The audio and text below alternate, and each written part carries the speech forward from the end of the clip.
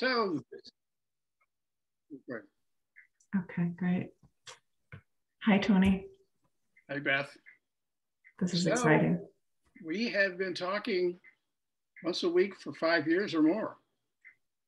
And it's been a wonderful experience for me. And I'm not quite sure I know why. I've discovered that I understand myself better. I know what matters to me. I know what I want to take action on. I feel more involved in life, but we aren't talking about those things. And I think what's going on is our discussions are real discussions, and they move me, and they excite me, and they interest me. And I have heard you say things in them that are intriguing to me that I don't quite understand, and I come to understand them over time. And I thought, what a valuable learning experience this is. It creates a knowledge base in me. I think I get to know myself on a much deeper level because of these conversations. And I think we're pretty much in agreement on that. And I think that's why we wanted to share these with some other people. So I'd like to start by asking you some questions. I always love doing that. I mean, that's one of the ways I learn a lot of stuff. So we're calling this was your idea, and I love the idea. We're calling this Living Conversations. I'd like to hear you talk for a minute about what that means to you. Thanks. Living Ideas. Living Conversations is actually a pretty good name. Living Ideas. I'm feeling like we might be stealing it from Living Room Conversations. Otherwise, I think I'd go ahead and rename it. So yeah, when I thought about our long history together, we're both in love with ideas. Like, we're unashamedly intellectual. We're unashamedly in love with ideas. But as a philosopher, like, that's part of my training. And I hope you'll talk about your training, kind of your mental training. The only ideas I'm interested in are living ones. I hesitate to say practical ones. I almost just want to say practical ones, but that presupposes that people already know what that means. Everything we do is animated by ideas. Everything we think, everything is guided by ideas, but we don't really realize it. And what you're talking about, I think the reason that our conversations are able to change behavior, even though that's not what we're talking about, is because we get excited about new ideas or ideas that we are like hand making and resculpting with each other. So to me, that's a living idea. A living idea is something that actually matters when you hear it, or maybe not right away when you hear it, but you let it dwell in you. You digest it, you think about it. And you and I go back and forth and back and forth and back and forth about this with a particular idea. And I think because we are practiced at playing with ideas, not always taking them so seriously, but knowing when it's time to take something seriously, and that is a sovereign decision, not someone else's decision, there's a lot of juiciness and excitement for us in a new idea. We think, oh, that could change my life. But it's not someone else telling me, well, that could change your life. Screw that. No, I don't. I've always been like a very independent-minded person. So someone who has the lightheartedness to play and the facility, trained mind, and also I think the innate love of ideas, and yet can hold me accountable or encourage me at least to make them practical, to make them alive, to make them living. That's a very precious person, and it's a precious space. And I think your idea was that we would share this space with other people, and it's a very generous idea. Yeah, yes, this is exactly what I was talking about. And what I notice is that when I hear you talk, my mind is going. I'm recognizing how I actually think and feel in ways that I didn't before. It's kind of a revelation. It's usually not dramatic, but it's very real. and it's nurturing. It's really very good stuff. Mm. Well, what's it calling up in you? First of all, introduce yourself. So I say I'm a philosopher. I'm also an organizer, a social justice organizer, and in recent years, a coach and a consultant. And you and I coach each other every week, and we have these many years. But beyond that, what's your training? Tell people. Well, my training started out pretty traditional. Have a PhD in political science and a minor in philosophy, and I loved it. I love academia. My father was a professor. It's natural for me. I was a rebel graduate student who disagreed with my professors on some major points. Turns out I became the pet of the radical faction of the department that way. And then I began doing consulting. And I worked with organizations that were going through changes. And I tried to help people understand how they might be more effectively who they really were. My goal was to help humanize the workplace, which is a pretty ridiculous thing when you think about it. People are paying you a lot of money to come into their organization.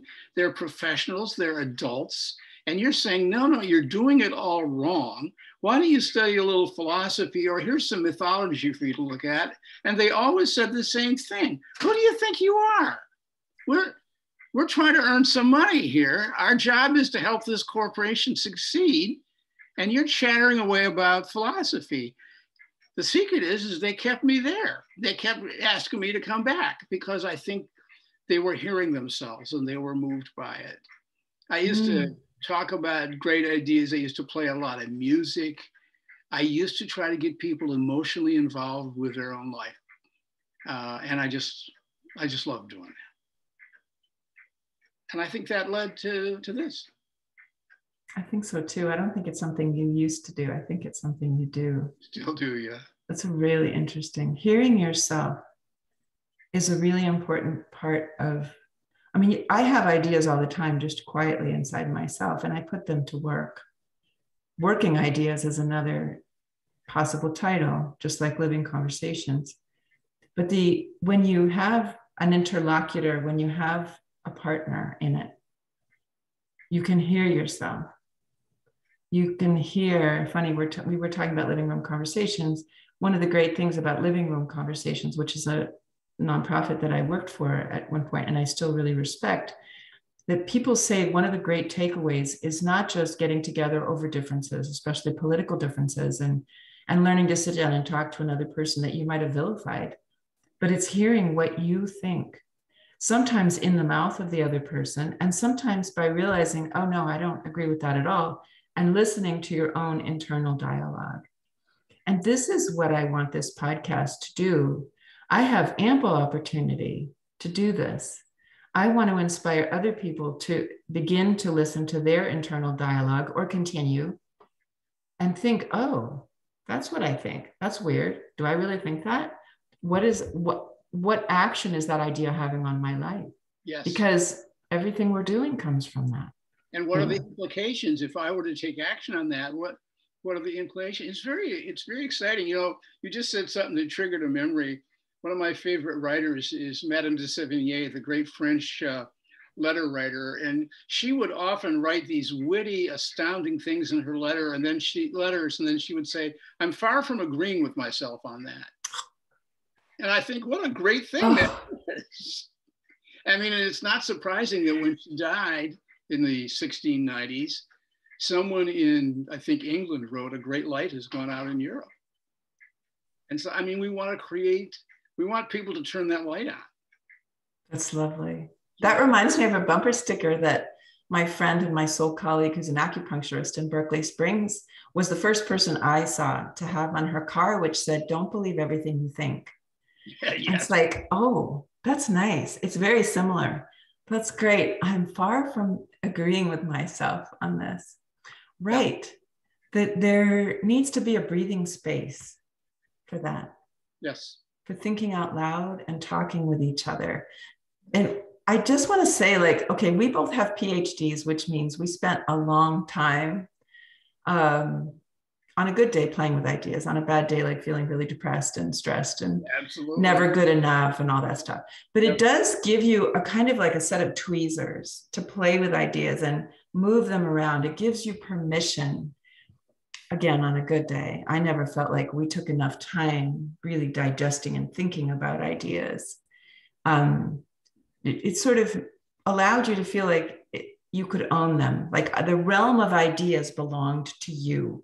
And I feel like, so knowing, being kind of not just bilingual with French, but being bicultural. Like when I got to France, this was something people did all the time. They would sit for hours with nothing more than a glass of wine and an espresso at the same time, and talk about ideas and argue. And then they would be friends at the end and they would leave. And I was like, oh, it's not just me who wants to do this, but can never find anybody to do it with in the United States. People do this. And I think that's another thing I want to do with this podcast. It's like, say, so what do you think? Like, what are your ideas? You are entitled to play with them. And it's also like political. Notice the ideas that are operative in your life that are being kind of infused, dripped into you. Do you agree with them? Do you even notice them? These are really important. It's your job to notice your ideas. And what ideas are you already living by, and which ones would you like to maybe live by? Yes, what you're saying reminds me of this wonderful quote by Joseph Campbell, who said, "A great way to live is to see art as like life as an art, and art as a game. Ooh. And you play life, you play at life." And he said it can be a dangerous game, it can be a difficult game, it can be all sorts of things, but it's a game. And that sense of play is beautiful. I love that. That's weird. Last night I was watching a movie about wavy gravy. And today on social media, I posted one line that came from it, and it was in the bonus features. It wasn't even in the main movie. And it was the line, a guy named Dr. Larry Brilliant, who founded the SEVA Foundation, which exists to protect and preserve people's eyesight. And they run around the world doing operations on people for free because they do this great fundraising that Wavy Gravy helps with. And Wavy Gravy is sort of the holy fool, and he's on the board of directors as like the designated clown. And he made people, he put out these really silly glasses at the board meetings, and people who use the word serious about something that is very serious have to put the glasses on in the middle of the meeting. And what Brilliant said is, life's too serious to take seriously. Yeah.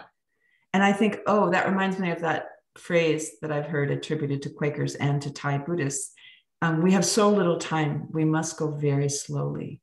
That our ideas really change when we take the time with them. And that when we can play with something, it doesn't mean at all that we don't take it seriously. It means we know damn well how serious these things are that we're talking about. And we reserve the right to take a little space and time to explore them and play with them. That's so funny. And so I put that out on social media today, and I said, that's a living idea. And I was really thinking about our podcast. Well, yeah, let me tell you a little bit about what living idea means to me. And it gets to the later part of my training, which is as I've grown older, I've realized that I didn't have the tools I needed to live as happily as I wanted to. And I started having a really hard time with life about 5 years ago. All sorts of things started to fall apart. And I was pretty devastated. And I started getting very serious about studying Buddhism. And one of the things that fascinated me was the discussion that you hear so often in Buddhism about the self and about getting rid of the ego. And I was pleased to see someone ask the Dalai Lama about that. And he said, well, we shouldn't get rid of the ego. It's an honor to be born with one. It's an honor to be a human being, but it's not what we think it is. The self just isn't the solid, incredible thing we think it is. So we need to understand a lot better what that is. And I almost thought that was really interesting. But when this crisis came to my life, this stopped being an abstract idea and it became a living idea, because what I saw was I was trying desperately to defend my ego. I was trying to defend a sense of myself that was really artificial.